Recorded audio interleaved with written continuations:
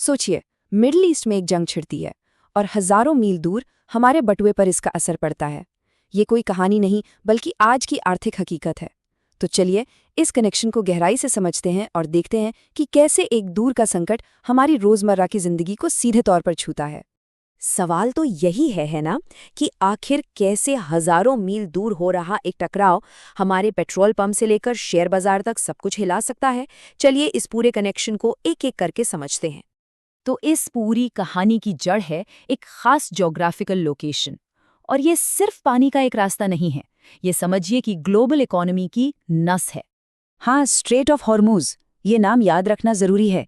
ये ओमान और ईरान के बीच एक, कह सकते हैं, बहुत ही तंग सा समुद्री रास्ता है और इसे दुनिया का सबसे इम्पॉर्टेंट ऑयल चोक पॉइंट कहते हैं। क्यों? क्योंकि दुनिया की एनर्जी सप्लाई का एक बहुत बड़ा हिस्सा यहीं से होकर गुजरता है। अब देखिए, सऊदी अरब, इराक, यूएई, ये सब तेल के बड़े खिलाड़ी हैं, है ना? और इन सबके लिए यही वो रास्ता है, यही वो हाईवे है जहां से इनका सारा तेल दुनिया तक पहुंचता है। मतलब सब कुछ इसी एक रास्ते पर डिपेंडेंट है। 20%, 20%। इसका मतलब है कि दुनिया में रोजाना जितना भी तेल इस्तेमाल होता है उसका 5वां हिस्सा, मतलब हर 5 में से एक टैंकर, इसी पतले से रास्ते से गुजरता है। अब जरा सोचिए, अगर इस रास्ते पर कोई रुकावट आ जाए तो क्या होगा? और हुआ भी वही जिसका डर था। फरवरी 2026 के आखिर में इस इलाके में कॉन्फ्लिक्ट शुरू हो गया और अचानक ये जो दुनिया की लाइफलाइन थी वो एक वॉर जोन बन गई। जहाज़ों का आना जाना खतरे में पड़ गया। तो अब आते हैं इसके पहले और सबसे सीधे असर पर।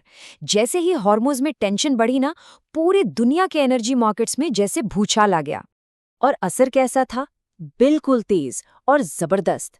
देखिए, जनवरी के अंत में ब्रेंट क्रूड ऑयल करीब $69 प्रति बैरल पर था और कुछ ही हफ्तों के अंदर ये $100 का आंकड़ा पार करके सीधा $119 पर पहुंच गया। मार्केट के लिए ये एक बहुत बड़ा शॉक था। और ये तो सिर्फ एक झलक थी। एक्सपर्ट्स का एनालिसिस बताता है कि अगर हॉर्मुज में थोड़ी भी रुकावट आती है तो कीमतें $85 तक जा सकती हैं। और अगर सिर्फ 4 हफ्तों के लिए भी ये रास्ता पूरी तरह बंद हो गया तो तेल $100 का लेवल भी छू सकता है।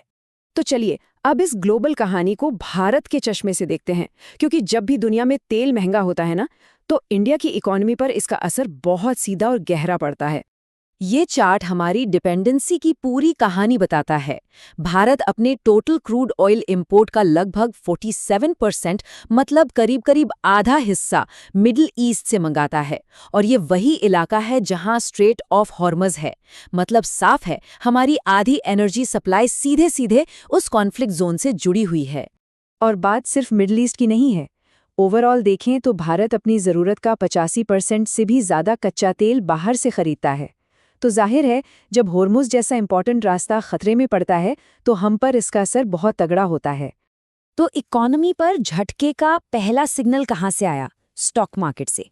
मिडिल ईस्ट में टेंशन बढ़ने के सिर्फ एक हफ्ते के अंदर फॉरेन पोर्टफोलियो इन्वेस्टर्स यानी एफपीआईज ने इंडियन मार्केट से 21,000 करोड़ रुपए निकाल लिए। ये पैनिक का, घबराहट का एक साफ साफ इशारा था। तो सवाल उठता है कि ये इन्वेस्टर्स अचानक भागने क्यों लगे? इसके पीछे कई वजहें थीं। एक तो जियोपॉलिटिकल टेंशन्स बढ़ रही थी, दूसरा रुपया डॉलर के मुकाबले कमजोर होकर बयानने के भी पार चला गया, ऊपर से यूएस में बॉन्ड डील्स बढ़ रही थी तो पैसा वहां खिंच रहा था, और इन सब के बीच कंपनियों की कमाई को लेकर भी अनिश्चितता थी। सब मिलकर एक रिस्क ऑफ सेंटिमेंट बना रहे थे, मतलब निवेशक खतरा नहीं लेना चाहते थे। तो इस मुश्किल सिचुएशन से निपटने के लिए भारत ने क्या किया? यहाँ एक बड़ा और बहुत ही इंटरेस्टिंग स्ट्रेटेजिक मूव देखने को मिला। इससे पता चलता है कि देश अपनी एनर्जी सिक्योरिटी को लेकर कितना सीरियस है। ये एक जबरदस्त यू टर्न था। कॉन्फ्लिक्ट से ठीक पहले इंडिया रूस से तेल की खरीद कम कर रहा था, लेकिन जैसे ही हॉर्मुज का संकट गहराया, इंडिया ने पासा पलट दिया। रूसी तेल का इंपोर्ट अचानक 50% बढ़कर रोजाना 1.5 मिलियन बैरल तक पहुंच गया। ये एक बहुत ही तेज और सोचा समझा कदम था। और मजे की बात यह है कि इस मूव को एक तरह से इंटरनेशनल सपोर्ट भी मिला। भारत में जो अमेरिकी राजदूत थे, उनका ये बयान बहुत कुछ कहता है। उन्होंने कहा कि तेल की कीमतों को स्थिर रखने में भारत एक बड़ा पार्टनर रहा है और अमेरिका और भारत को मिलकर काम करना चाहिए। ये एक तरह से इस मुश्किल जियोपॉलिटिकल सिचुएशन में भारत के प्रैक्टिकल सॉल्यूशन पर एक इनडायरेक्ट सहमति थी। तो ठीक है, ये सारी ग्लोबल पॉलिटिक्स, तेल की कीमतें, बड़े बड़े स्ट्रेटेजिक मूव्स, इन सब का आम इंसान की जेब से क्या लेना देना है। चलिए अब उस कनेक्शन को जोड़ते हैं। देखिए, सबसे पहले तो कई इंडस्ट्रीज सीधे सीधे इसकी चपेट में आती हैं, जैसे एविएशन यानी हवाई जहाज, पेंट्स इंडस्ट्री, टायर बनाने वाली कंपनियां, केमिकल्स और लॉजिस्टिक्स मतलब ट्रांसपोर्टेशन। इन सभी सेक्टर्स के लिए कच्चा तेल एक बेसिक रॉ मटेरियल है, तो जब तेल महंगा होता है तो इनकी लागत आसमान छूने लगती है। और इसका मतलब बहुत सीधा है, जब इन इंडस्ट्रीज का खर्च बढ़ता है तो उनके प्रॉफिट मार्जिन पर दबाव पड़ता है और आखिरकार इस बढ़ी हुई खर्च का बोझ कुछ हद तक तो कस्टमर्स पर ही डाला जाता है और इसी से महंगाई बढ़ती है। तो इस तरह हजारों मील दूर का एक कॉन्फ्लिक्ट हमारी जेब तक पहुंच जाता है। और यहीं हम इस पूरे विश्लेषण के आखिरी सवाल पर आते हैं।